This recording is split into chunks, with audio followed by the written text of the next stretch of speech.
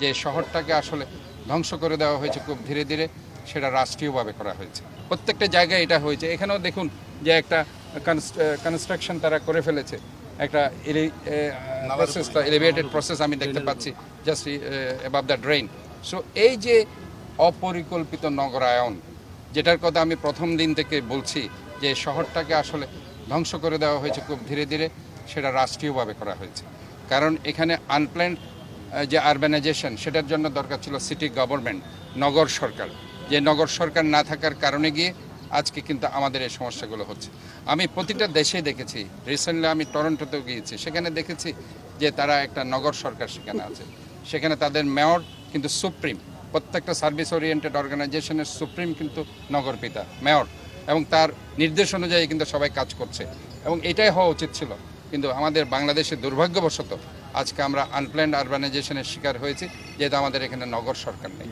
কাজে আমি এখান থেকে দাবি জানাতে চাই যে যে সংস্কার এখন চলছে, সেখানে স্থানীয় সরকার মন্ত্রণালয়ের সংস্কারে অবশ্যই নগর সরকার সংযোজন করা উচিত বলে আমি মনে করি। নগর সরকার শুধুমাত্র চট্টগ্রামের জন্য নয়, এটা ঢাকা শহরে হবে, রাজশাহী, খুলনা, প্রতিটি শহরে হবে একটা পরিকল্পিত শহর গড়ার জন্য। কাজে এই অবস্থায় এটা খুবই জরুরি একটা সুন্দর শহর গড়ার জন্য। এবং আমি মনে করি যদি আমরা এই চট্টগ্রাম শহরকে বাঁচাতে পারি, আমাদের ইকোনমিকে আরও বেশি আমরা বাড়াতে পারবো।